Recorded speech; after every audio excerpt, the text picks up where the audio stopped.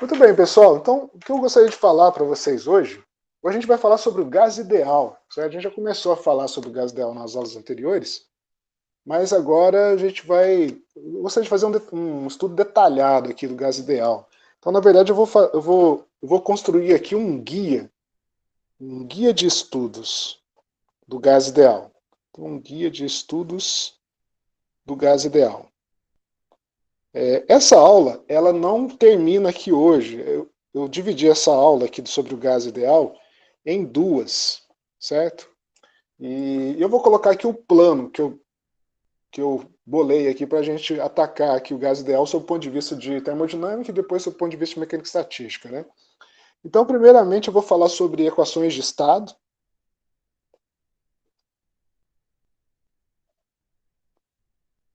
Né? Eu vou colocar qual equação que eu posso usar para poder analisar o gás ideal. Né? Já vou falar um pouco mais sobre isso.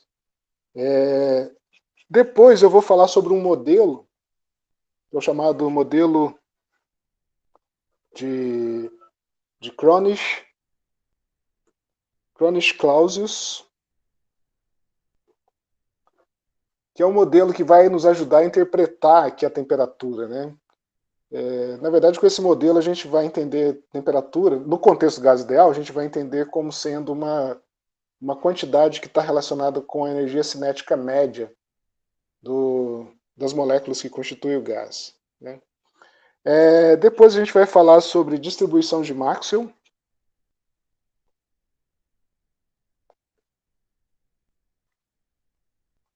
A gente vai tentar formular uma situação em que a gente interpreta que as partículas não possuem todas a mesma velocidade, mas as velocidades das partículas estão distribuídas de uma forma normal. Né? Então você tem uma distribuição gaussiana do módulo das velocidades. Isso é a chamada distribuição de Maxwell. Depois eu vou falar sobre entropia do gás ideal.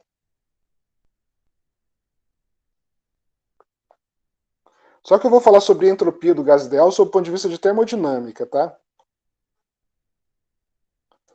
Depois a gente vai falar sobre entropia, mas no contexto de mecânica estatística. Nesse tópico 4 aqui eu vou falar sobre entropia do gás ideal no contexto da termodinâmica.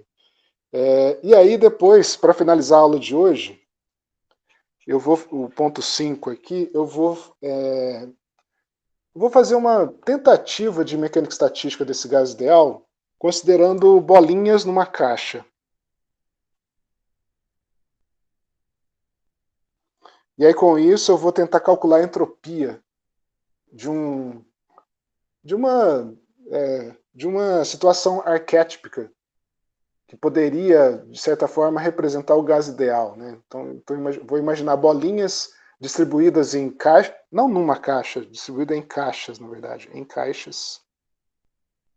Então, suponha que eu tenho um certo número de caixas, um certo número de bolinhas, eu quero saber qual que é a configuração, qual o número de configurações que eu tenho, dado n bolinhas em V caixas, por exemplo. Né?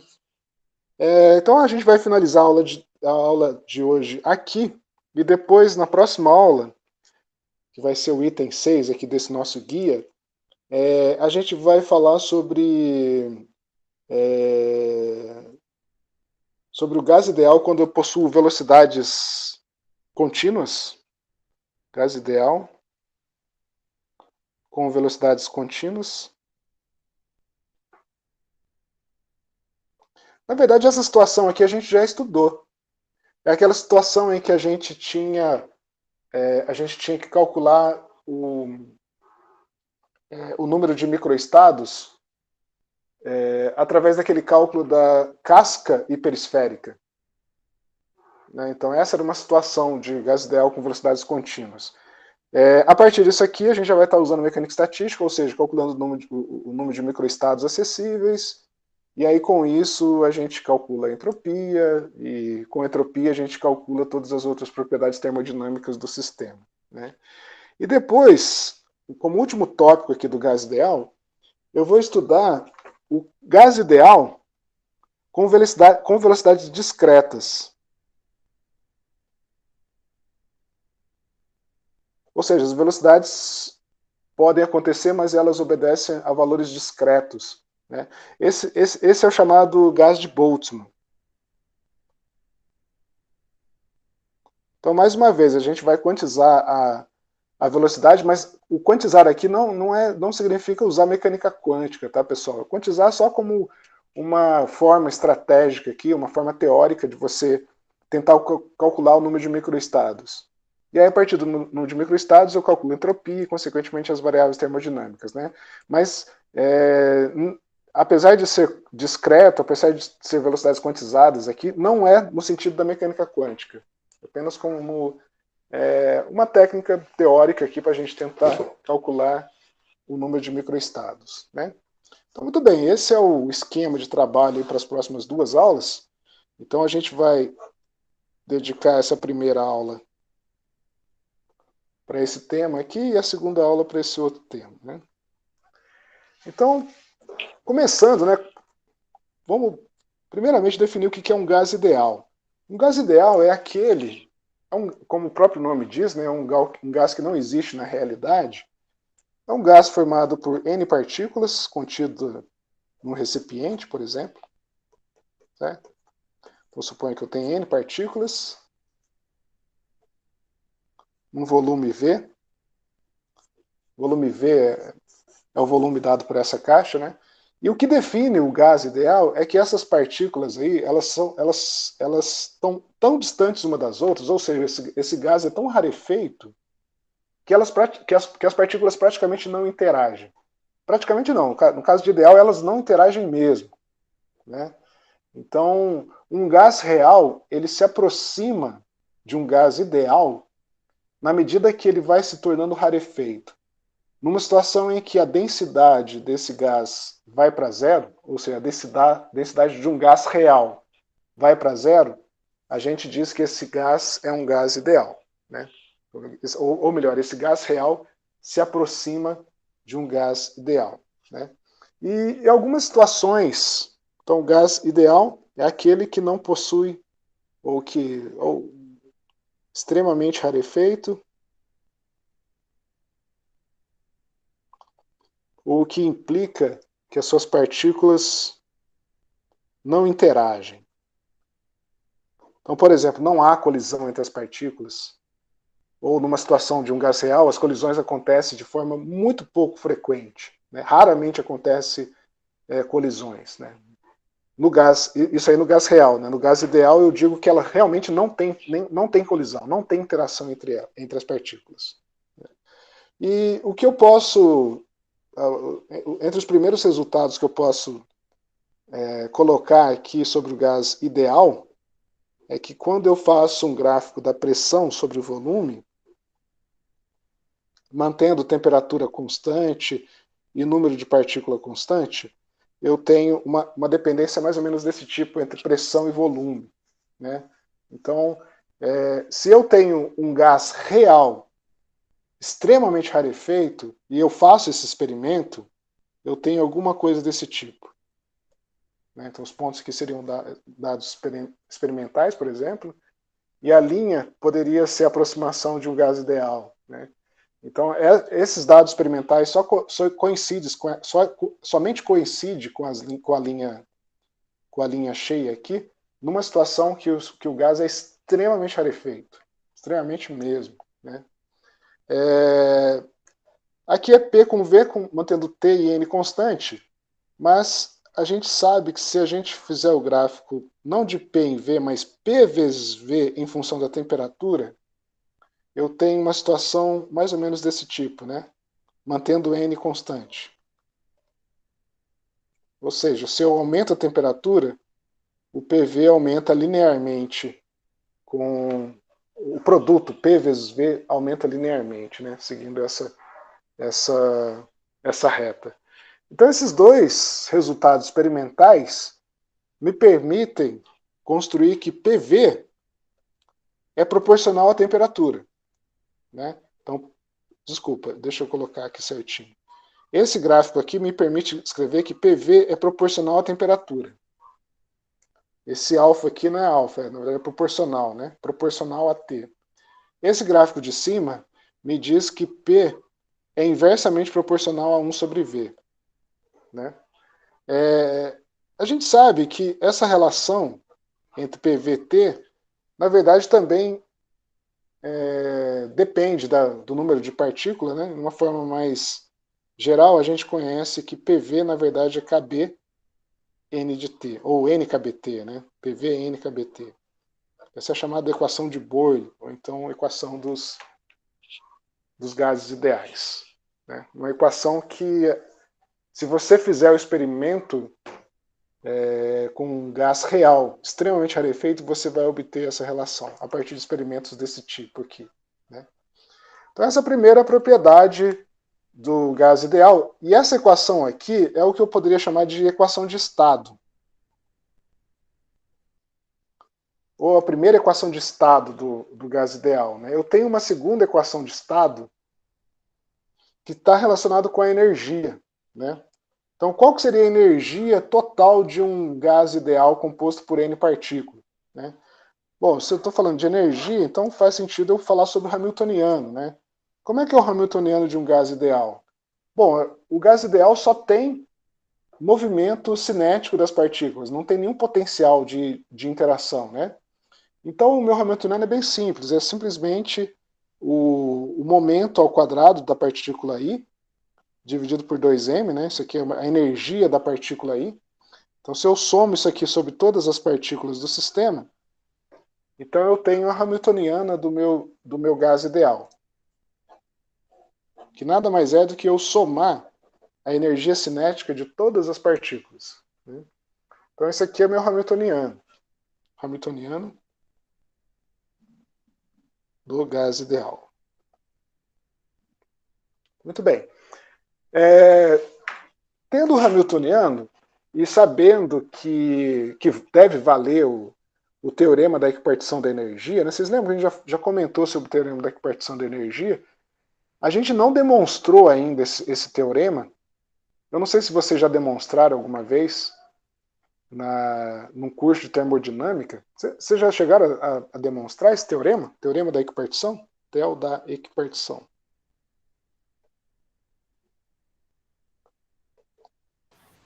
Uai, eu não lembro não, Fabiano. Mas você Não lembra lembro. a gente já usou esse teorema aqui no Não, já. curso, sem demonstrar, certo? Mas de qualquer forma a gente vai demonstrar esse teorema, mas eu vou pedir para que vocês esperem a gente avançar um pouquinho mais no curso, porque eu queria demonstrar esse teorema quando a gente entrasse no exemplo canônico. A gente ainda está no exemplo microcanônico ainda.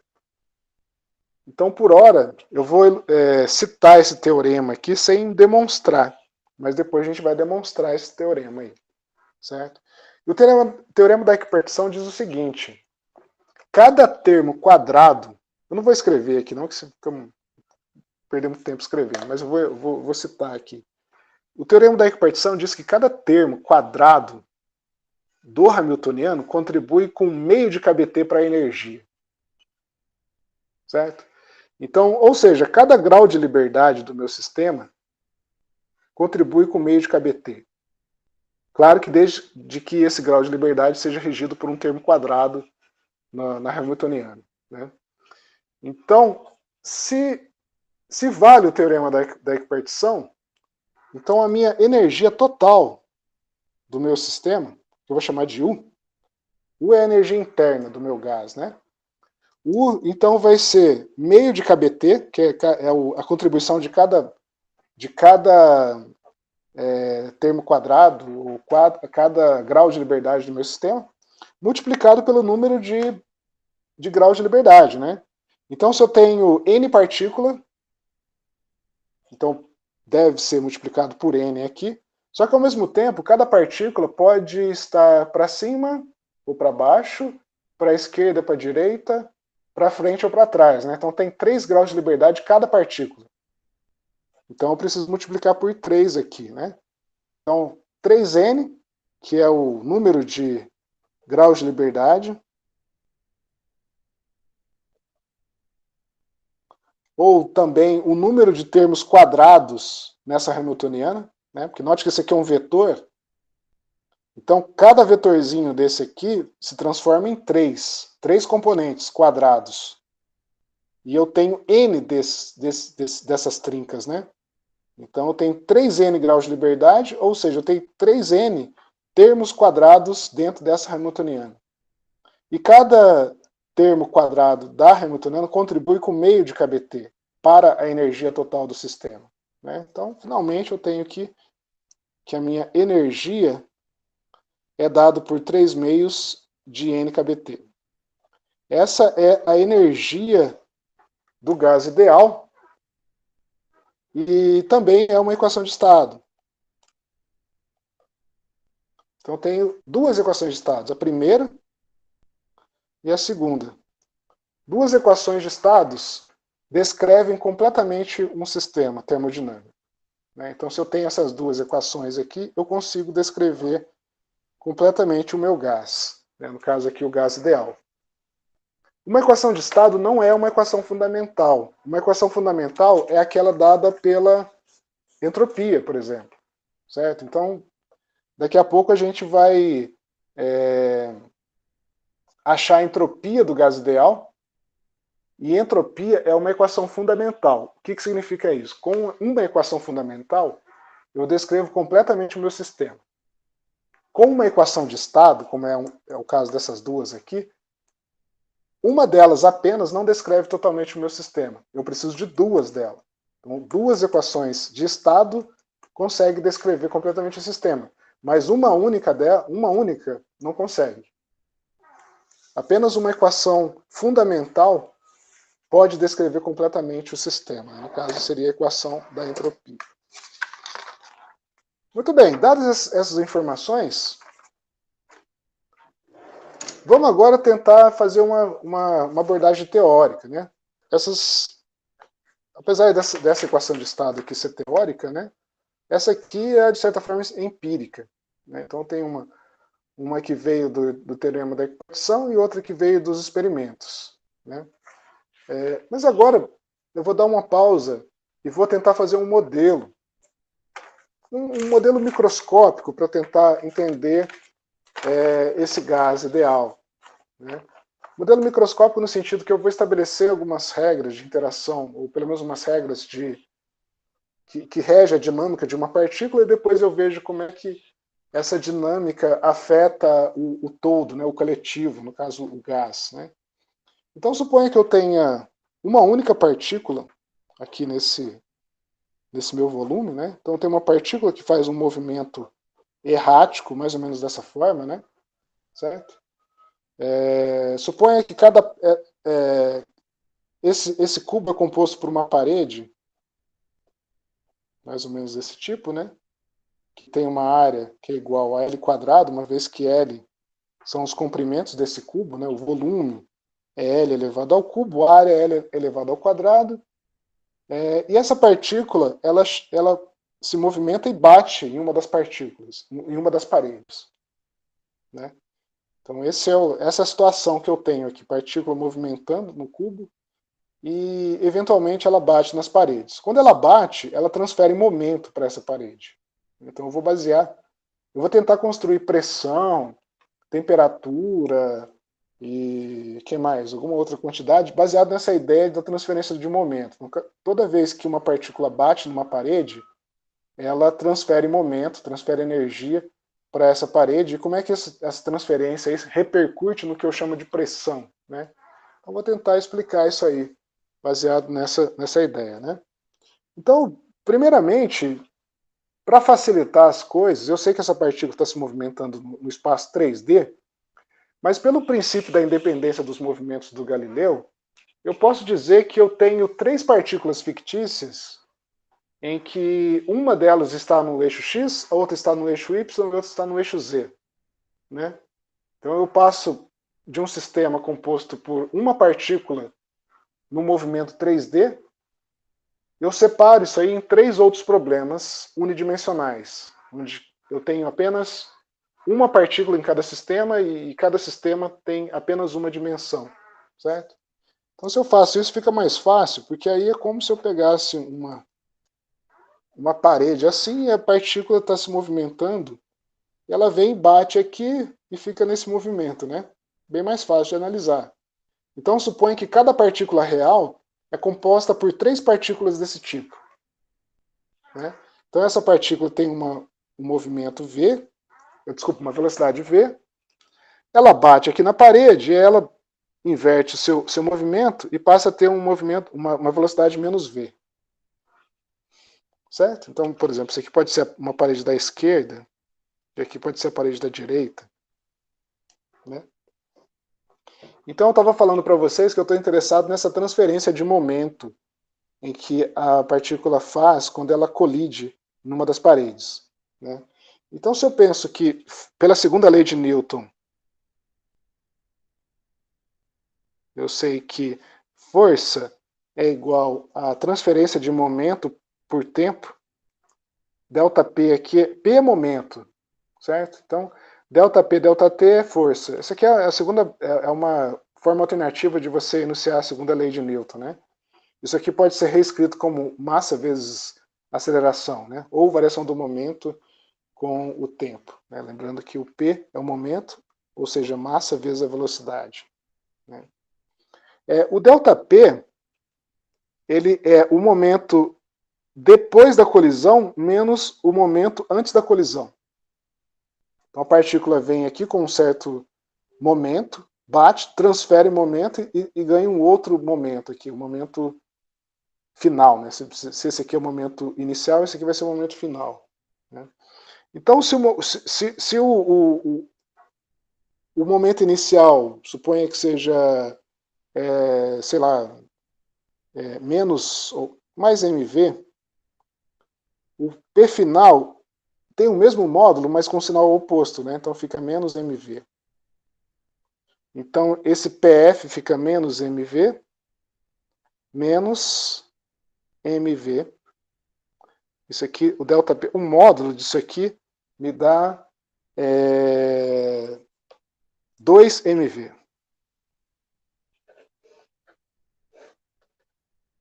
Certo? Então essa é a variação do momento.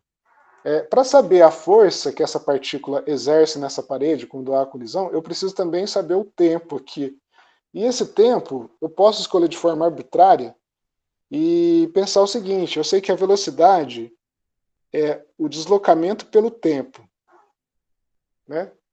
O deslocamento pode ser, sei lá, a partícula estava aqui, veio, bateu e andou mais um pouquinho. Então pode ser um deslocamento 2L, ou seja, o tanto que ela percorre antes de uma próxima colisão, né? Então 2L dividido por ΔT, isso me diz que o ΔT, na verdade, pode ser escrito como 2L dividido por V. Né? Então, muito bem. Agora, retomando aqui essa fórmula para força, aqui, pessoal, eu vou fazer o seguinte, eu vou chamar isso aqui de F1, porque é a força dada por uma única partícula, ou seja, a força que uma partícula exerce numa parede. Depois eu vou estar interessado em N partículas, né? Mas por hora, essa é a força de uma única partícula. Então eu vou colocar 1 aqui. Esse 1 representa uma partícula. Então é a força exercida por uma única partícula nas paredes, ou em uma das paredes do meu container. Então esse meu F1 vai ser igual a ΔP, que eu já sei aqui que é 2mv, dividido por ΔT, que eu também sei aqui que é 2L vezes o V. Né? Então isso aqui, corto 2 aqui, o que sobrevive é que o meu F1 é igual a m sobre L V quadrado. Então essa é a força que uma partícula exerce na parede. Note que quanto maior a velocidade, maior vai ser a força. Né? Então quanto mais veloz, ou seja, quanto mais energia que essa partícula tem, mais forte vai ser a colisão dela contra a parede. Né? Então, muito bem. E o que acontece quando eu analiso N partículas? Né? Então, é claro, eu sei que eu tenho 1/3 das partículas estão batendo nessas paredes da esquerda e da direita, 1/3 das partículas vão estar colidindo nas paredes de cima e embaixo. Né? Então, nessa parede específica aqui, Opa, deixa eu mostrar aqui. Nessa parede específica aqui, que é uma das 8 paredes, eu posso dizer que a força total que está sendo exercida em uma das paredes, em uma das 8 paredes que formam aquele cubo, vai ser 1/3 das partículas, né? Porque 1/3 está para cima e para baixo, outro terço está para a esquerda e para a direita, outro terço está para frente e para trás, né? Então, n sobre 3 vezes a força de uma única partícula, que é esse cara aqui, né? Então, mv² dividido por L. Essa é a força total na parede. Né? Força total que N partículas exercem em uma das paredes do container. Né? Bom, se eu tenho a força e eu tenho uma área, ou seja, uma força exercida numa área, então eu posso interpretar pressão aqui, né? Porque eu sei que pressão é força por área. Mas quem que é a força? É a força total aqui. N sobre 3 mv² sobre L. E qual que é a área? Pô, é a área da parede, né? A área da parede, L². Então aqui fica simplesmente L². Né? Essa pressão aqui, para diferenciar do momento, que eu também usei P, eu vou colocar um P estilizado aqui, tá? Só para a gente não confundir P de pressão e P de momento. Então esse P estilizado aqui é o da pressão, certo? Então, se eu rearranjo aqui essas variáveis aqui, eu vou ter que o meu P vai ser igual a N sobre 3 mv² dividido por L vezes 1 sobre L², que dá L ao cubo. Né? Mas vocês sabem que L ao cubo, na verdade, é o volume, né? O volume é L ao cubo. É L vezes L vezes L. Então eu tenho aqui, na verdade, o volume. Então olha só que legal. O que vira isso aqui? Né? O meu PV vai ser igual a N mv² sobre 3. Né? Se eu comparo esse resultado com o resultado experimental que a gente obteve, né, para o gás ideal, que é a própria equação de Boyle, PV é igual a NKBT.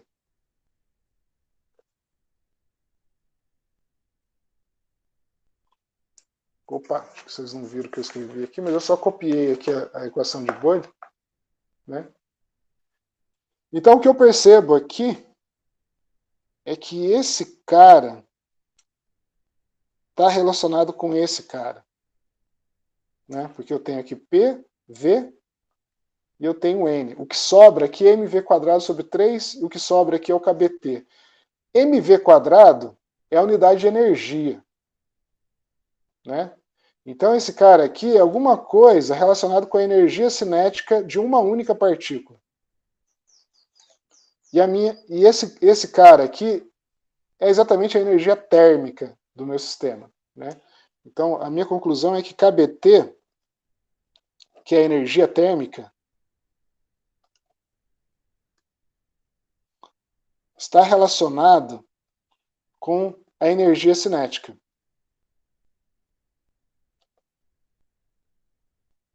Pelo menos é o que diz esse modelo. Né? A conclusão que eu chego a partir desse modelo bem simples, né?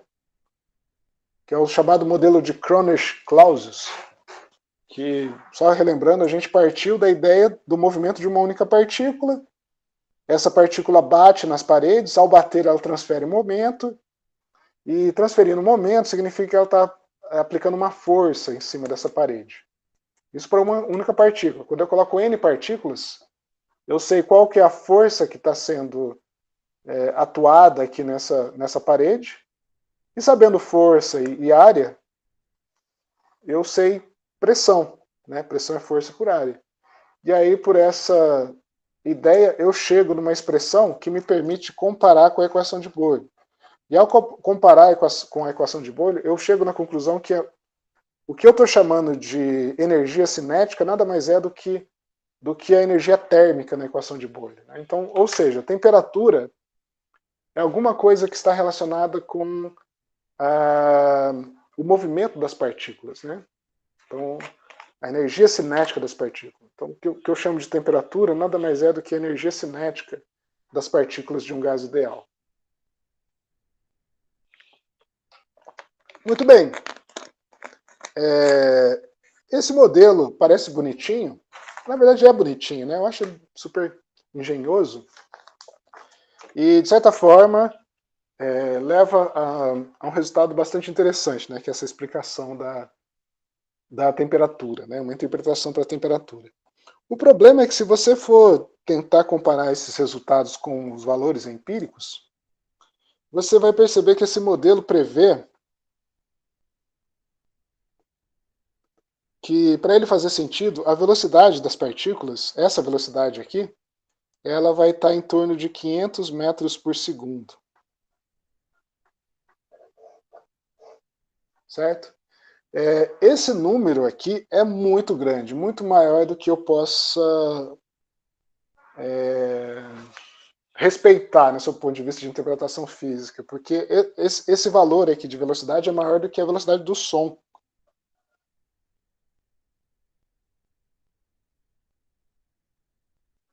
Ou seja, isso aqui tá de alguma forma errado, né? Embora o modelo seja bonitinho, ele prevê um resultado que é meio estranho, porque eu tenho uma velocidade de 500 metros por segundo. Quando eu abro um frasco de perfume, eu não percebo o cheiro imediatamente. Vocês concordam comigo? Demora alguns segundos para que eu perceba o cheiro do perfume. Mas isso é um fato experimental, né? Eu abro o frasco de perfume e eu demoro um pouquinho para perceber o cheiro. Não muito, não demora muito, mas demora um tempo maior do que 0 segundos. Né? Se a velocidade fosse realmente 500 metros por segundo, eu iria sentir o cheiro na mesma hora, né, praticamente. Se eu estou sei lá, 2 metros do perfume, o que é 500 metros por segundo? O que é 2 metros para 500 metros por segundo? Né? Mas não, eu não sinto o cheiro imediatamente. Então, obviamente, esse valor aqui está muito incoerente com o que eu observo na realidade, né, no experimento. E aí que eu entro com a terceira parte aqui da nossa descrição do gás ideal, que é a parte relacionada com a distribuição de Maxwell. Né? A ideia aqui é que as velocidades das partículas não são idênticas. Até o momento, nesse modelo de Cronich-Clausius, eu estava assumindo que a velocidade é constante e igual para todas as partículas. Né? Então a gente sempre considerou que eu tenho esse V aqui, e esse V é o mesmo para todas as partículas. Mas se eu faço um experimento, por exemplo, eu pego lá a minha caixinha, né, que contém as partículas, tá? Então suponha que eu faça um furinho aqui nessa caixinha, consequentemente alguma partícula vai migrar aqui, né, vai passar aqui e vai formar esse feixe, certo? Ela chega aqui com uma certa velocidade. Suponha que eu que eu coloque aqui um disco dentado. Não sei se eu vou fazer certinho aqui, né? Mas a ideia é que eu faça um disco dentado. Na verdade, 2 discos dentados. Certo? 2 discos aqui.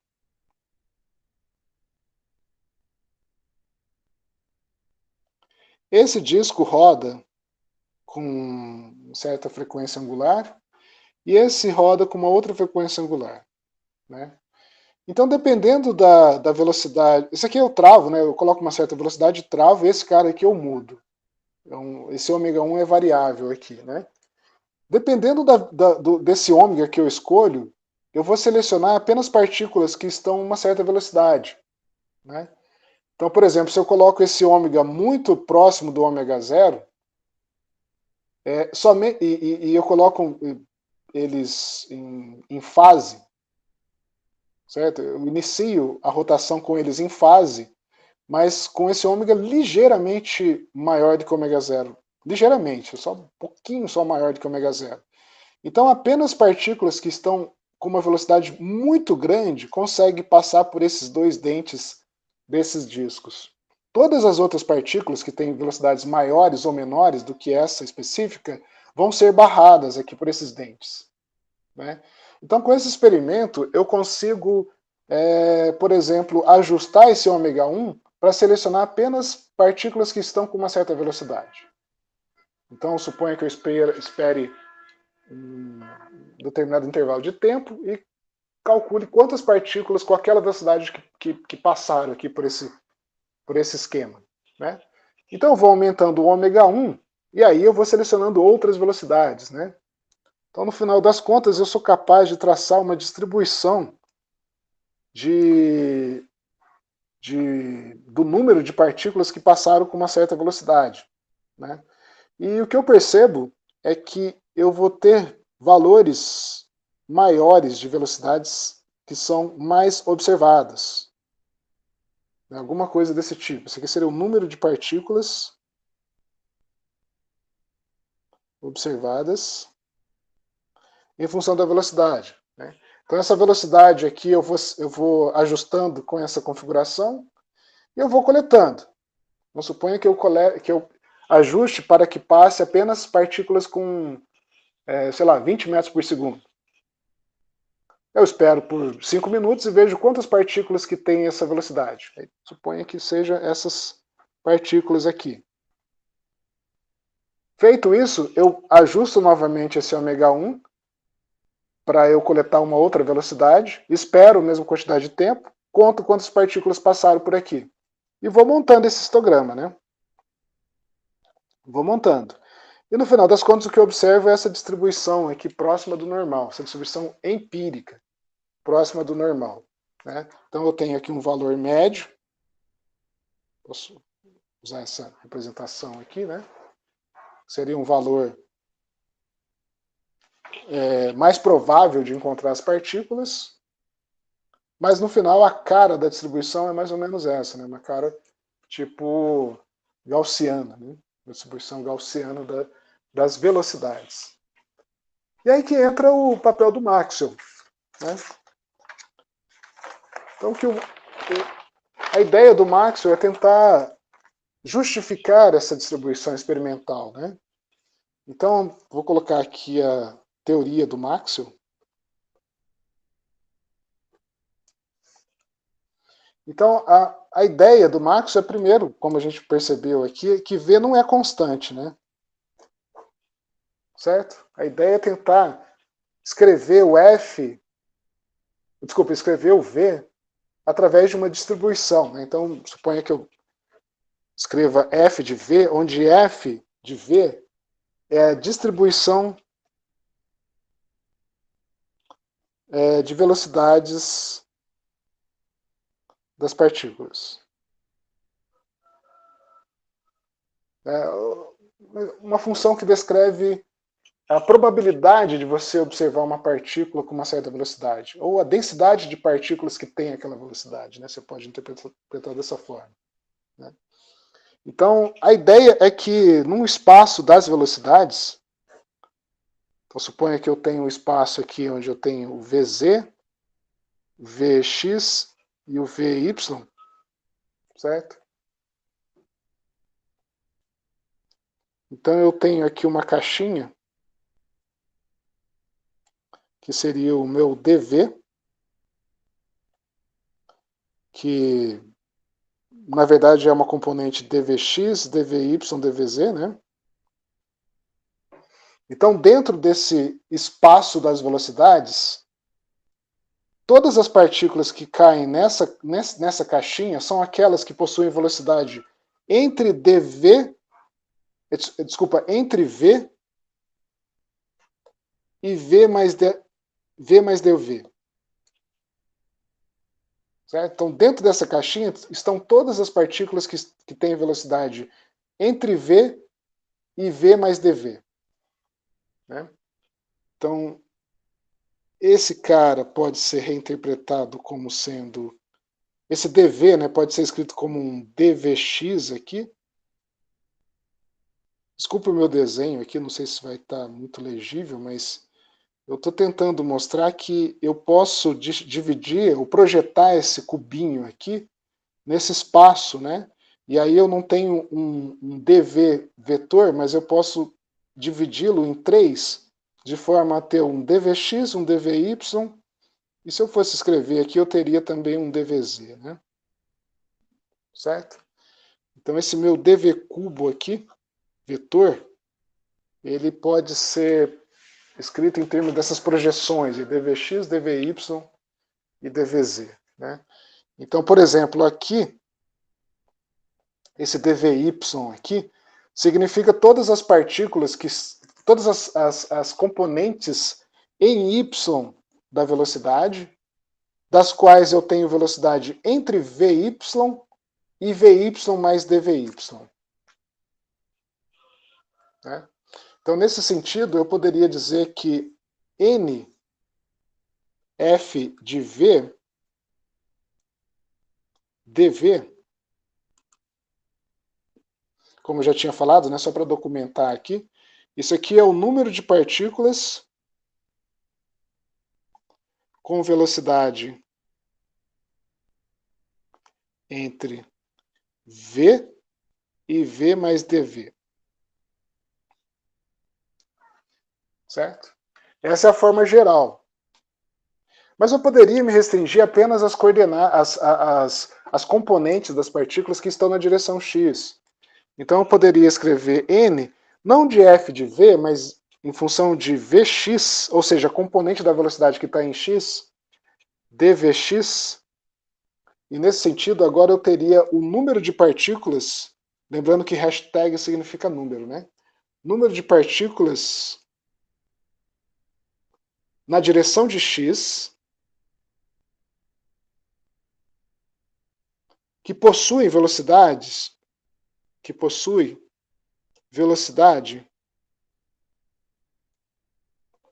velocidade projetada, né? Projetada entre Vx e Vx mais dVx. Opa, deixa eu repetir aqui, né? Eu gostaria que ficasse bem claro isso aqui.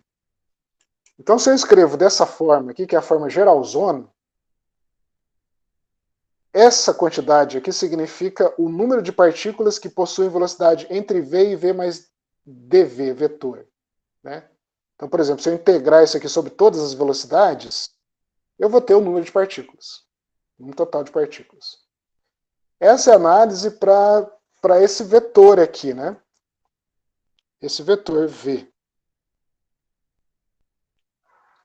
Mas eu poderia pensar em termos das projeções nas 3 dimensões, né? Em uma das dimensões eu teria esse caso. Então, em vez de usar o v vetor, eu vou usar apenas o vx, que é a projeção do vetor no espaço da dimensão do x. Né? Então, nf de vx dvx, agora, ganha o significado de número de partículas que estão na direção x, né? e das quais possui velocidade projetada entre vx e vx mais dvx. Certo? Então, muito bem. Esse cara aqui, f de v, na verdade, ele pode ser escrito, uma vez que eu tenho independência dos movimentos, né? O princípio da independência do movimento de Galileu, eu posso dizer que esse cara depende dessa projeção em x, e também da projeção em y, e também da projeção em z. Esse e que eu falo aqui em português significa essa multiplicação, né? Se você pensar em termos lá de combinatórias, né? Toda vez que eu uso o e, na verdade eu estou multiplicando. Então, eu posso reescrever esse f de v em termos das componentes em vx e componentes em y e componentes em z. Então eu tenho aqui essa propriedade dessa distribuição. Né? E agora eu entro com a consideração, com a hipótese do Maxwell, e o Maxwell fala o seguinte: Eu quero achar uma forma para essa distribuição aqui, mas o que eu estou realmente interessado é na energia dessas partículas, né? Então a velocidade aqui para mim, o que realmente interessa dessa velocidade não é exatamente a sua direção, mas sim a sua, de que forma essa velocidade interfere na energia, né? Então a energia não depende da direção. Então se a partícula está em x, está em y, está em z, não depende. A energia depende apenas do módulo dessa velocidade, né? Então a consideração do Maxwell é dizer que essas componentes aqui, da forma que eu escrevi acima, elas devem levar a uma outra distribuição que depende de f de v quadrado. Poderia ser depender do módulo, né? Mas de uma forma para facilitar aqui a nossa análise, eu posso dizer que depende do quadrado, né? E na verdade a energia depende exatamente do quadrado da velocidade, né? Então a ideia do Maxwell é tentar achar uma função f que representa a distribuição das velocidades, da qual eu possa dividir as componentes da velocidade em 3 e ter essa forma aqui. No caso, eu precisaria achar esse f pequeno, né? E que esse f grande aqui seria a distribuição dos vetores, mas que dependem diretamente do módulo, especificamente do módulo, ou seja, ela depende de f de vx ao quadrado mais vy ao quadrado mais vz ao quadrado, né? Então, se eu pego um vetor e elevo ele ao quadrado, eu tenho essa forma aqui, né? Então eu quero descobrir qual que é a função f pequeno, na qual, se eu aplico essa função para as 3 componentes, eu levo a uma outra função f que depende somente do quadrado do vetor, né? Então essa é a ideia do Maxwell, né? Tentar achar essas distribuições que obedecem essas características, né? E se vocês pensarem rapidinho, aí vocês vão perceber que tem uma função que obedece perfeitamente essa propriedade, que é a função exponencial, né? Então, por exemplo, se eu digo que f de vx é uma constante vezes o exponencial de uma outra constante vx quadrado, certo? Eu escrevi isso aqui motivado por essa expressão acima, tá? Porque eu quero uma função f que, se eu multiplico essa função nas 3 componentes, ela me dê uma função que depende apenas do módulo, certo? Então, se eu faço isso aqui, se eu considero essa forma para esse f pequeno, eu vou obedecer exatamente a esse cara, né? Na verdade, eu vou ter c ao cubo vezes e elevado a menos a, que multiplica vx quadrado mais vz quadrado, vy quadrado mais vz quadrado, que nada mais é do que e, ou c ao cubo, e elevado a menos a, v ao quadrado, né? Vocês conseguem perceber, né? Se eu considero f de vx, isso aqui, tanto para f de vx como f de vy, f de vz, tem essa forma. Então, para esse caso aqui, valer, ou melhor, se eu uso ela para as 3 componentes, eu tenho esse caso aqui, que é uma f que só depende do vetor v, né? Ou seja, o meu f de v é uma constante vezes exponencial de menos a v ao quadrado. Então essa é a função que eu estou à procura, né? Mas eu ainda não sei quem é C' e não sei quem é A. A é uma constante, C' é uma constante. Eu posso obter essa constante, só para deixar bem claro aqui, né? Esse F aqui é a distribuição das velocidades, né? Certo? Ou melhor, aqui tem um quadrado, né? Esse F grande aqui é a distribuição dos V's quadrados. Para que obedeça essa forma, é preciso que ele seja tem essa cara exponencial aqui, né? Mas ainda eu preciso determinar quem são essas constantes, né? A primeira constante, esse selinho aqui, é fácil obter, né? Porque se eu integro o f de v ao quadrado sobre todos os volumes, ou os volumes infinitésimos, isso aqui tem que ser igual a 1, né? Porque f é uma distribuição de probabilidades, né? Ou uma densidade. Então, se eu integro sobre todos os valores acessíveis, eu tenho que ter uma unidade aqui, né? Então, a integral isso aqui sobre todo o espaço vai me dar 1. Certo? Então, com essa normalização aqui, eu consigo achar o selinho. Eu não vou fazer os cálculos aqui, depois eu vou deixar como exercício aí para vocês. Então, eu quero que vocês façam essa integral aqui, e com isso vocês vão obter o selinho. E para calcular o Azinho, o que eu preciso é pensar o seguinte. Esse V quadrado aqui, eu preciso achar o A, né? Então, como é que eu faço para achar o A? Para achar o A, eu vou pensar o seguinte. A energia cinética de uma partícula, de um gás ideal, é mv² sobre 2. Né? Essa energia de uma única partícula. Mas, ao mesmo tempo, eu também sei que esse cara aqui, eu tenho 3 componentes para cada... Desculpa, eu tenho meio de kBt para cada grau de liberdade de uma partícula. Uma partícula tem 3 graus de liberdade.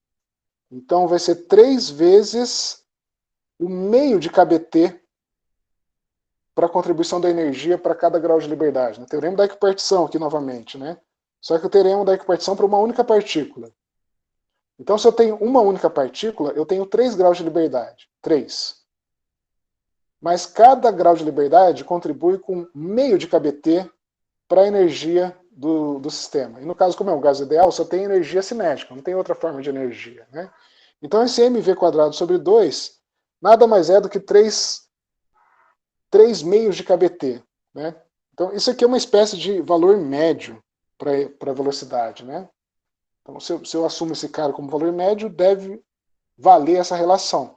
E se eu isolo isso aqui, eu vou ter que, a minha velocidade média, aqui cancelo 2, né? Vai ser alguma coisa em torno de 3 kBt dividido por m. Né? Essa é a velocidade média da partícula. Ou, desculpa, a velocidade ao quadrado, né? O valor médio da velocidade ao quadrado. Muito bem. Além de calcular o valor médio por essa forma, eu também poderia calcular por essa distribuição, né? Uma vez que esse cara é uma distribuição de probabilidades.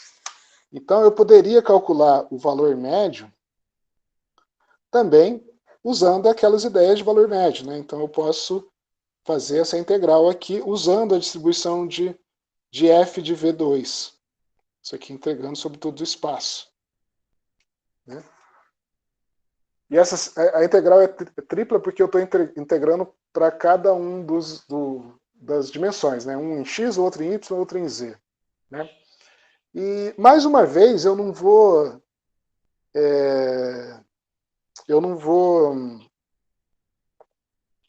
fazer esse cálculo aqui, mas esse cálculo eu tenho certeza que tem lá na minha apostila, tá?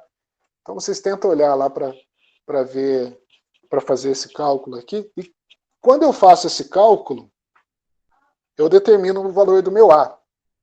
Né? Na verdade, eu percebo que o meu A vai ser igual a m sobre kBt.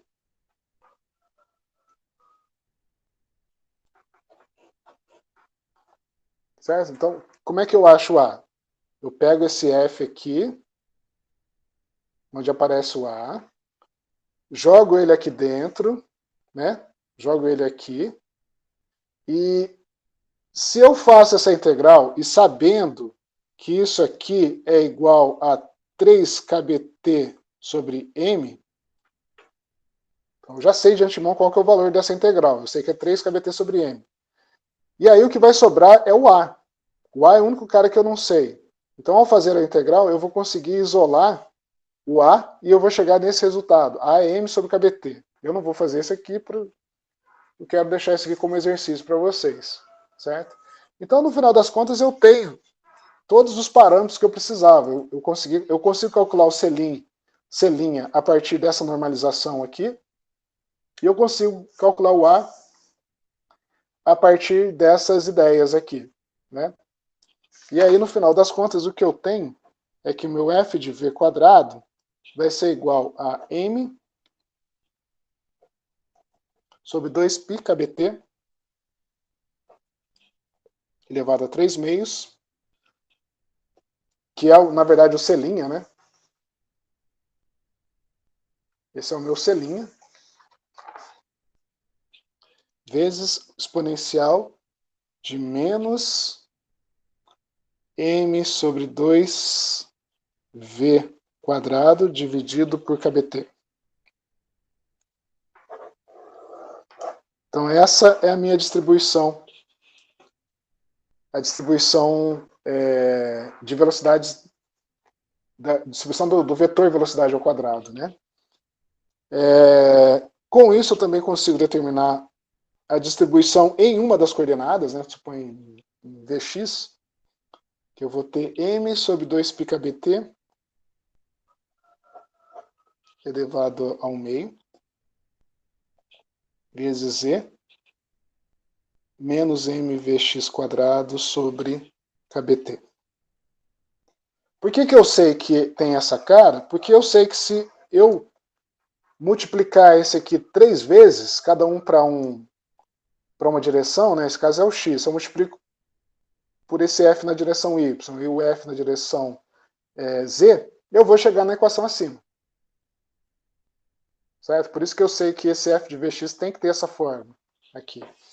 E se eu faço um gráfico de Vx, f de Vx em função de Vx, vocês podem ver aqui que eu vou ter uma gaussiana, né? Isso aqui é a fórmula da gaussiana. Então eu vou ter alguma coisa desse tipo aqui, onde o valor médio vai estar aqui, né? Que é aproximadamente, sei lá, vou chamar de Vx aqui, né? Valor médio de Vx. Então tá aí, se eu volto lá no resultado experimental, lembra que eu fiz esse gráfico aqui, né? Opa, deixa eu dobrar mais aqui. Então eu tenho aqui o resultado experimental. Ei, não está aparecendo tudo aqui junto. Então eu tenho aqui o resultado experimental e esse cara aqui é o resultado analítico. Então agora sim eu tenho uma boa teoria, né? E parece que coincide bem aqui o resultado experimental com o resultado analítico. Então as partículas não têm uma única velocidade, né? Elas têm uma distribuição de velocidades. Então, tipicamente, eu vou encontrar partículas nessa região aqui.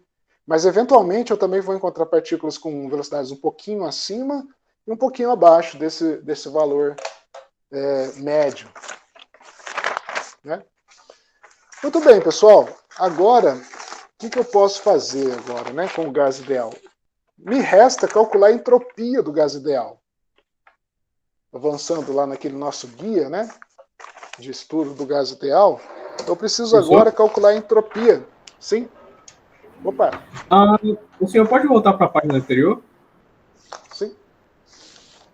Essa aqui. Então, qual seria o valor dessa velocidade esperada de x, ou a velocidade total esperada? No caso do v quadrado, seria esse cara aqui, né? Então seria raiz quadrada de kbt sobre m, alguma coisa assim, né? Mas, tipo, não calcularam que seria, tipo, próximo a 500 metros por segundo? Ah, tá. Você fala empiricamente, né? Sim, sim. Acredito que sim, viu? Acredito que sim. Então, eu não tenho os valores, né? Eu não tenho os valores aqui, mas eu acredito que sim. Então, porque o meu pensamento é o seguinte. essa distribuição, que é a distribuição de Boltzmann, ela é um resultado discreto. Já o resultado de 500, a velocidade igual a 500 metros por segundo, é um resultado contínuo, né? Não, por enquanto eu não fiz essa distinção. Ah, tá. A- Desculpa. Aqui não há essa distinção ainda. Aqui é simplesmente um gás que tem uma velocidade e eu estou apenas buscando a distribuição dessas velocidades, sem ainda entrar nessa questão se existem velocidades discretas ou não. Isso a gente vai fazer nas próximas, na próxima aula, né? No caso aqui, Tem tudo spoiler já. aqui eu posso dizer que elas têm valores contínuos, porque eu não deixo de, eu não estou considerando que existem velocidades que não são permitidas. Aqui, a princípio, todas as velocidades são permitidas. Todas essas aqui. Certo? Ok. Algumas têm mais chances de serem observadas.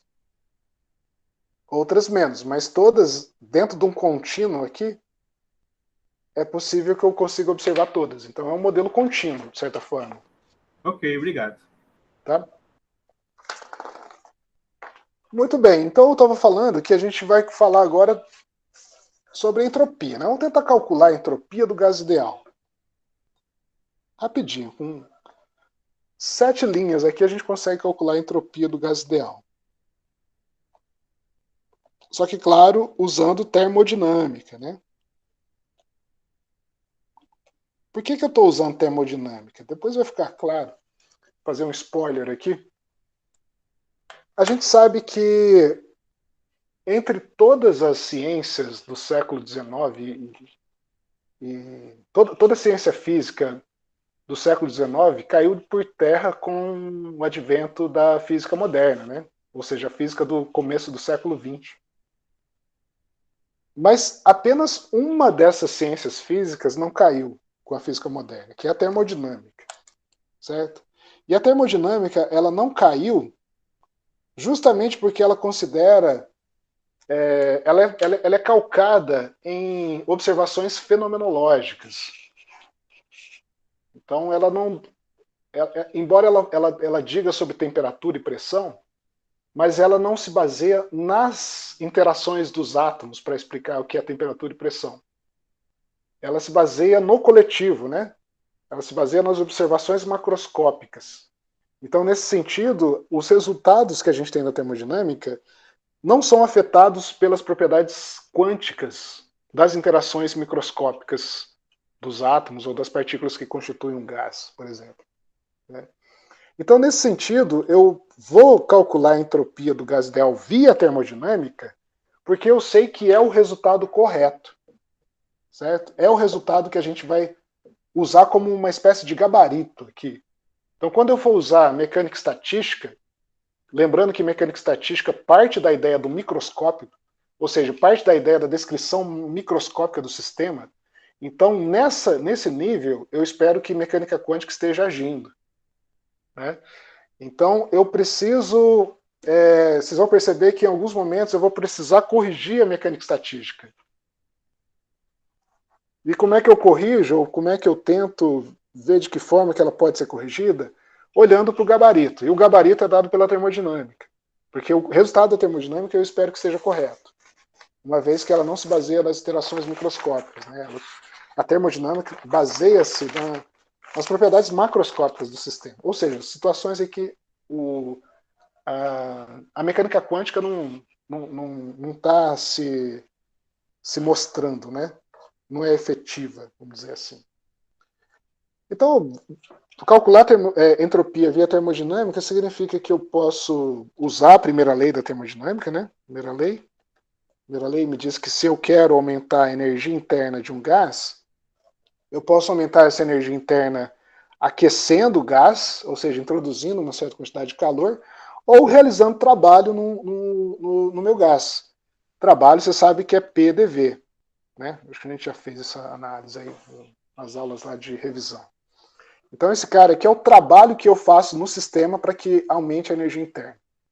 Ou seja, a energia interna pode ser aumentada ou aquecendo o gás, ou introduzindo calor, ou realizando trabalho em cima do sistema. né?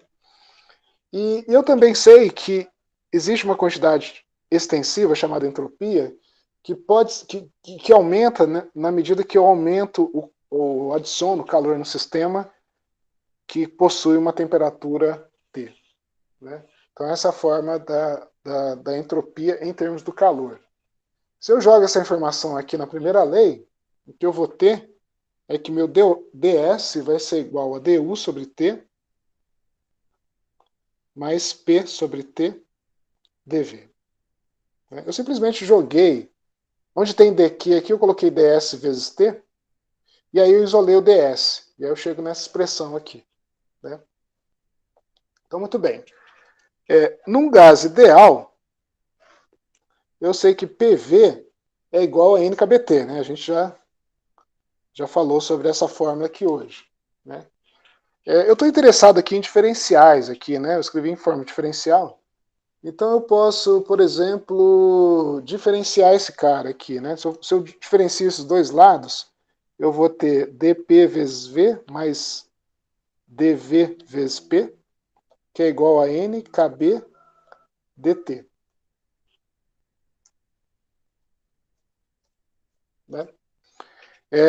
Com isso, eu posso jogar essas informações aqui dentro e considerando também que a minha energia é igual a 3 meios de NKBT, mais uma vez a gente já falou sobre essa fórmula aqui, né? Então meu DU é igual a 3 meios de NKB dt, certo? Então se eu pego essas informações e jogo aqui dentro, então o DU, eu pego esse cara e jogo o DU aqui. Eu pego o PDV, onde está o PDV está aqui, e jogo aqui. O que eu vou obter é uma entropia que vai ser dado por... eu vou escrever, na verdade, S sobre N, que vai ser o meu S, entropia por partícula. Eu vou ter que o meu S vai ser igual a 3 meios de KB ln de Uzinho. Uzinho é energia por partícula, mais KB log, que é log, né? Log de Vzinho, onde Vzinho também é volume por partícula. Mais uma constante. Então, muito bem. Essa é a entropia do gás ideal. Na verdade, é a entropia por partícula, tá? Que esse S aqui é o S dividido por N. Eu poderia escrever em termos de S grande, mas ia aparecer N para tudo quanto é lado aqui, né? Então, se eu dividir por N, fica mais fácil que eu elimino N e aí eu fico com entropia por partícula, né? E, muito bem, essa é uma equação fundamental. O que significa uma equação fundamental? É uma equação que carrega toda a informação termodinâmica do meu sistema. Então, quando eu olho para essa expressão aqui, ela é uma expressão que não carrega toda a informação, ela carrega parte da informação. Então, ela é chamada de equação de estado. Já tinha falado isso, né? Essa aqui também é uma equação de estado. As duas juntas carregam toda a informação do sistema, mas uma sozinha não carrega. Uma complementa a outra. E apenas uma não é suficiente, né? Essa aqui não. Essa aqui carrega toda a informação do sistema. Por exemplo, eu posso mostrar que a partir dessa expressão aqui, eu chego nessas duas. Por exemplo, eu sei que se eu derivo a entropia com relação à energia, isso aqui é 1 sobre T, não é?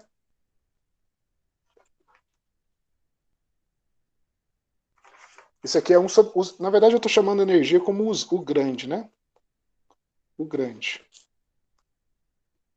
Se eu derivo a entropia com relação ao U grande, isso aqui dá 1 sobre T.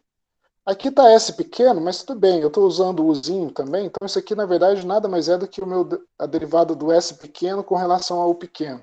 Isso aqui continua sendo 1 sobre T. E se eu faço esse exercício, eu vou deixar para vocês fazerem essa conta aqui. Pega essa expressão, deriva em relação ao pequeno. O pequeno está aparecendo aqui, ó. Por exemplo, esse cara aqui já vai dar zero nessa derivada, porque não depende de U, depende só de V, né? Então, se você fizer esse cálculo e igualar com 1 sobre T, você vai chegar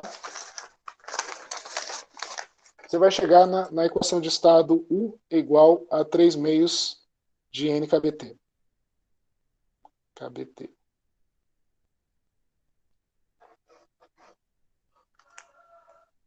Certo? Então, eu não copiei daqui não, viu? Eu peguei esse cara, derivei com relação a U, igualei com 1 sobre T, e o que eu chego é nesse cara.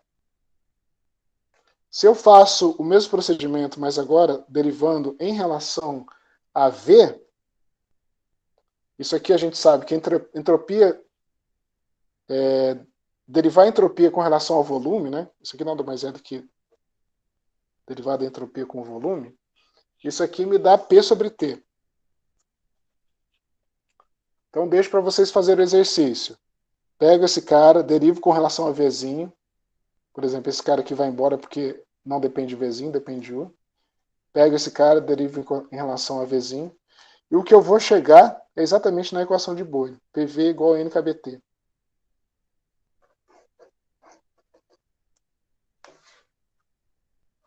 Ou seja, a partir dessa equação fundamental, eu chego nas duas equações de estado.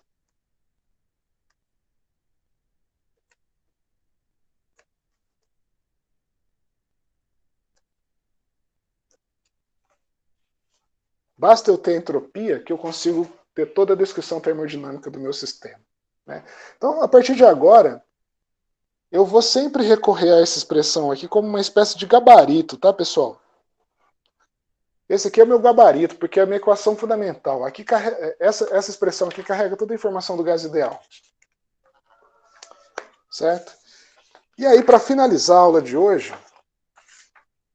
eu vou fazer o último cálculo aqui, que é só para vocês sentirem o gostinho aí da mecânica estatística aplicada aí a esse contexto do gás ideal, né? Vou tentar fazer um modelo que ainda é um modelo muito estilizado, mas que vai nos ajudar a entender como é que seria esse processo aí de usar aquele esquema de contabilizar o número de microestados e aí, a partir disso, achar a entropia e, consequentemente, achar as informações termodinâmicas do sistema, né? Então, a minha ideia é fazer um monte de caixinha aqui, certo? Vou pegar um container, divido ele em várias caixinhas, certo? Uma coisa mais ou menos desse tipo. E coloco umas bolinhas lá, né? Suponha que eu tenha N bolas. Pode ser partículas, tá? Partículas. E eu tenho V caixas. Isso aqui pode ser 3D, tá? Eu fiz assim no espaço bidimensional só para visualizar, mas pode ser caixinhas no espaço 3D. Então eu tenho V caixas. V é o número total de caixas. Pode ser no espaço tridimensional, né? E então, mais uma vez, eu preciso saber quais as configurações possíveis, quais os números de configurações possíveis, dado que eu tenho essa quantidade de bolas, né? No caso aqui eu tenho 5 bolas. Sei lá quantas caixas, né? 1, 2, 3, 4, 5, 6, 7, 8 vezes 1, 2, 3, 4, 5, 6. 6 vezes 8. Quanto que dá 6 vezes 8? 48, né? Então eu tenho 5 caixas em... Desculpa, 5 partículas em 48 caixas, né? Qual que é o número de configurações para isso, para esse esquema, né? A gente já fez esse cálculo.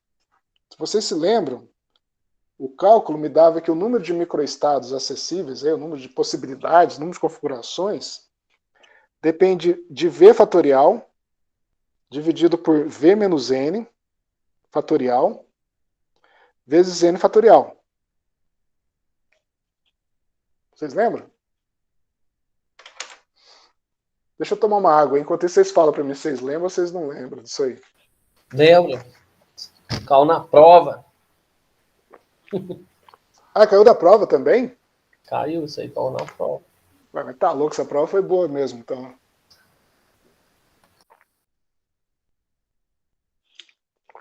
Mas que bom, porque pelo menos vocês vão estar fresquinho aí com essa informação, então, né? Vocês vão saber que eu não estou mentindo, que o número de bolas distribuídas em V caixas tem esse número de microconfigurações, né? Número de configurações possíveis. Como é que qual que é a regra para usar regra não, qual que é a receita de bolo da mecânica estatística, né? A mecânica estatística pega o mundo micro e linka o mundo micro no mundo macro.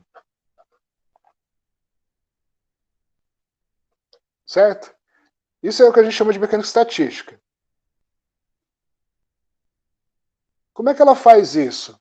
Bom, primeiramente a gente sabe que não é impossível você descrever completamente os estados microscópicos de um sistema, né? Porque eu estou lidando com 10 a 23 partículas, né? Então eu não consigo saber a velocidade, posição de todas essas partículas. Mas eu posso, pelo menos, calcular o número de microestados.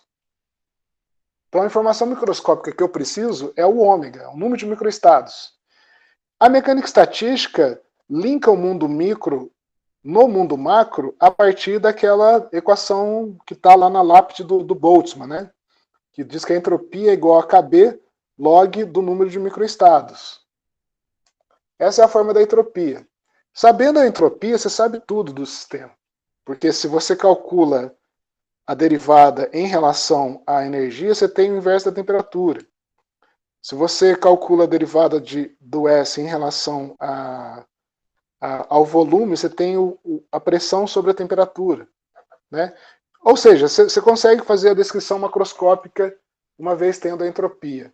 Né? Então, a mecânica estatística entra com essa expressão aqui. Essa expressão aqui é o link entre o mundo microscópico e o mundo macroscópico. Nesse caso aqui, a gente já calculou o ômega, a gente já sabe qual que é o ômega. Agora a gente precisa calcular a entropia. Entropia é KB log de ômega. Certo? Então, se vocês. Eu não vou fazer o cálculo aqui, né? Eu vou deixar a parte dura aqui para vocês, mas é dura, mas na verdade não é dura, é só braçal. Tá? Então, vocês vão extrair o logaritmo disso aqui. Você vai ter, por exemplo, log de ômega. Vai ser alguma coisa do tipo log de V fatorial menos log de V menos N fatorial menos log de N fatorial. Né? Depois você vai precisar calcular a derivada. Mas como é que você faz para calcular a derivada de um fatorial? Bom, você vai usar a aproximação de Stirling, que me diz que se n ou v, se eles forem muito grandes, eu posso dizer que log de fatorial... Aqui eu estou usando ln, log, mas é tudo a mesma coisa, tá, pessoal? É só por força de costume aqui, viu? O que é ln aqui é log também, é só abuso de linguagem aqui, tá? O log de n fatorial é aproximadamente n log de n menos n. Desde que n seja grande. E é o caso aqui para a gente, né? Então isso aí pode ser aplicado também para volume também, né? Aqui talvez você tenha que tomar um pouco mais de cuidado, né? Mas quero deixar como exercício para vocês como é que vocês saem dessa situação aqui. Professor? Certo? Sim? Então, esse log que o senhor está utilizando é o log na base 10, porque eu vejo algumas vezes as pessoas utilizarem na entropia de Boltzmann o log natural. Tanto faz, porque o que você está interessado mesmo é na derivada, certo? Na hora que você for fazer a derivada, não importa qual base que você usou, vai dar sempre o mesmo resultado, tá? Só que você tem que manter a coerência. Se você começou a usar log aqui, na base 10, você tem que continuar sempre usando log na base 10, tá? Mas nada me impede de usar logaritmo natural aqui, mas aí sempre usando logaritmo natural. A questão é que na hora de eu fazer a derivada, essas derivadas aqui, essas informações da base vão se perder. Então, não importa, realmente não importa. Ok. Tá? Muito bem, então se vocês fizerem esses cálculos, vocês vão chegar... Mais uma vez, eu vou usar a entropia por partícula, vou usar é volume por partícula. E eu posso usar também a densidade, que nada mais é do que número de partículas por volume. Né? Densidade. Então, usando essa expressão da entropia mais essas definições aqui, eu vou chegar que a entropia desse esquema é KB, V é volume por partícula, vezes log de V, menos KB, 1 menos V, log de V menos 1. Mais uma constante, né? Mais uma constante aqui. Então essa é a entropia do meu sistema. Mas essas coisas não acabaram por aí, porque eu quero extrair alguma informação, né? Então, por exemplo,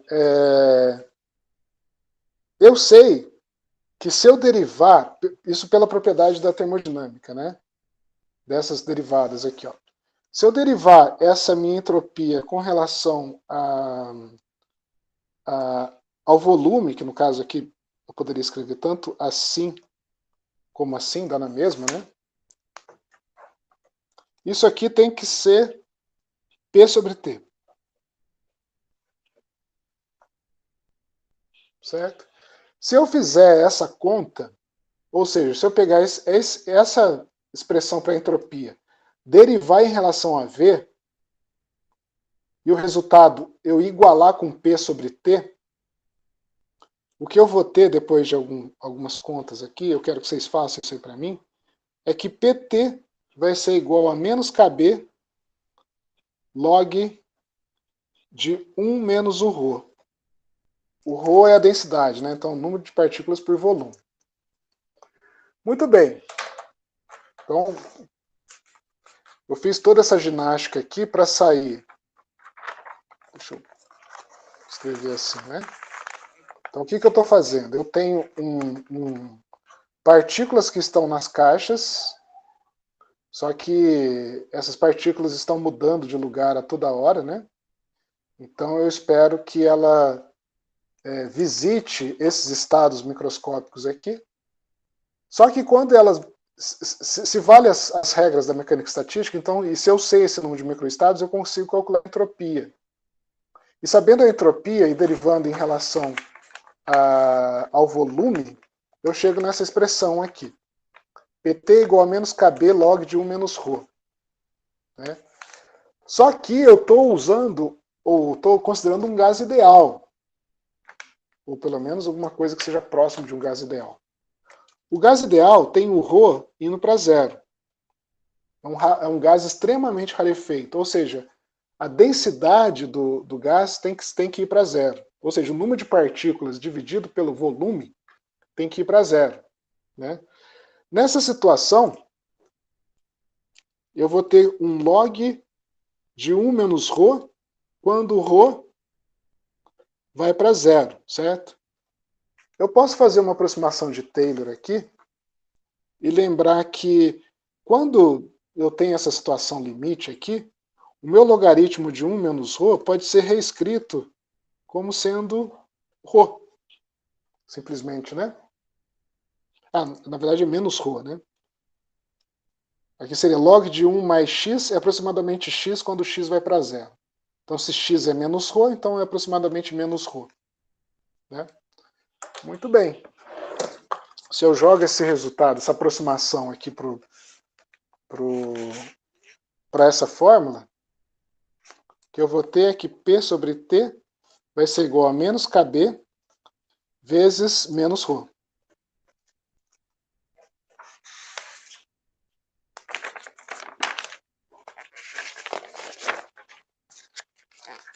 Você já consegue perceber onde que eu vou chegar? Ó, ρ é número de partículas por volume, né? Então, P sobre T vai ser igual, menos com menos dá mais, KB, N sobre V. Ou seja, PV é igual a NKBT. Doido, né? Eu saí disso aqui partículas se movimentando em caixas. Usando o arcabouço da mecânica estatística, eu chego na equação de Boyle, na equação dos gases ideais. No limite de que, obviamente, né, de que a densidade vai para zero. Isso aqui só funciona quando a densidade for para zero. Se eu tenho um número de partículas que é praticamente igual ao número de caixas, isso aqui não funciona. Isso aqui vai funcionar quando eu tenho esse limite de que ρ está indo para zero. Né? Ou seja, é a definição do gás ideal, né? Um gás extremamente rarefeito, um gás extremamente pouco denso, né? Muito bem, pessoal, com esse exemplo, então eu finalizo aqui a aula de hoje. Deixo aqui os últimos minutos aí para vocês fazerem algum questionamento aí. Passo a palavra aí para vocês. Então, eu tenho um questionamento desde dos conteúdos que a gente viu até a primeira prova, que é sobre o hipervolume. Existiria, tipo, o hipervolume de um cilindro, o hipervolume de um triângulo, por exemplo? Não, de um cone. Que existe, eu só não consigo imaginar. Tudo bem. Na verdade, eu não consigo imaginar uma hiperesfera em 4 dimensões. Você consegue? Eu não consigo. Não. Eu consigo imaginar uma hiperesfera em 2 dimensões. Porque uma hiperesfera em 2 dimensões é um disco. Né? Eu, como bom fã de vinil, eu sei exatamente sobre essa hiperesfera em D dimensões. Certo? Em 3 dimensões eu também consigo, é uma bola. Também como fã de futebol, eu também sei muito bem o que é uma bola. Agora, em 4 dimensões, o que é uma bola em 4 dimensões? Eu não faço a menor ideia. Mas, tipo, não, eu tava pensando nisso porque quando o senhor mostrou lá as equações para calcular hipervolume, essas coisas, é uma forma bastante fácil da gente memorizar, da gente chegar naquilo lá sem usar a memória. Qual é a área de uma esfera? Não, só usa a fórmula aqui e encontra, rapidinho. Isso, tipo, exatamente. Eu tava tentando pensar, fazer isso para cilindro, fazer isso para... Sim. Em 3 dimensões, não em 4. Olha, cilindro eu consigo imaginar, né? Porque o cilindro, acho que bem que ele não... É que, olha só, a esfera é legal porque ela é simétrica em todas as direções, né? O cilindro, ele não é simétrico.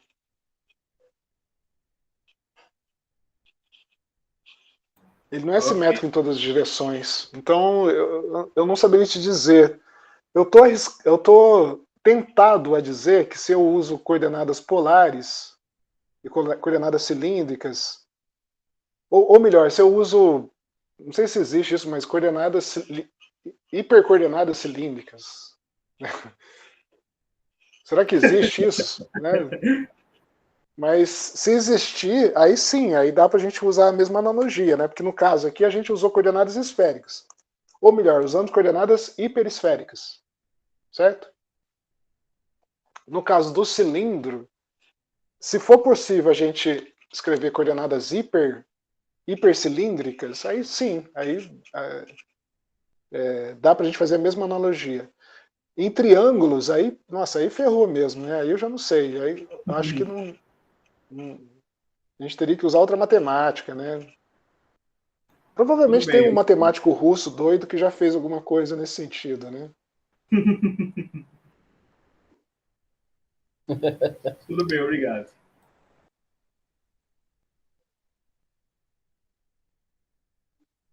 Muito bem, pessoal. Mais alguma questão aí? Por mim não, Fabiano. Pessoal do Moçambique aí?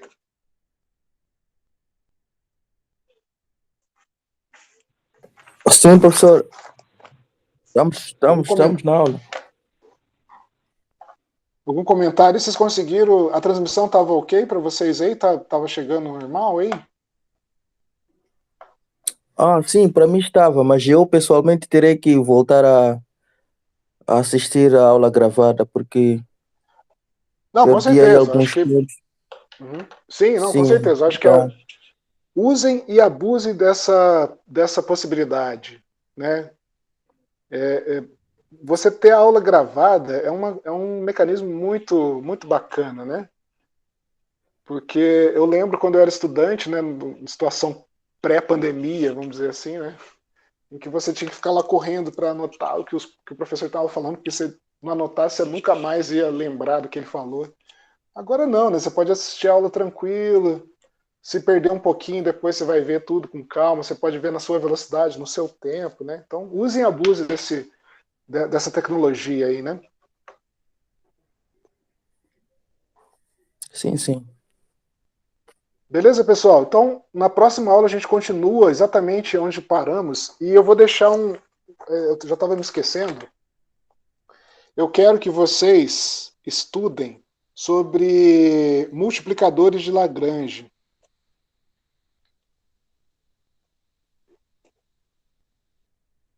Lá na minha apostila tem, tá?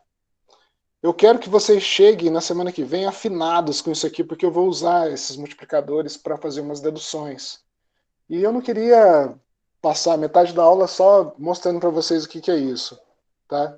Então, eu quero que vocês passem a semana aí, além de continuar estudando material aí, eu quero que vocês também preparem aí um estudo sobre multiplicadores de Lagrange.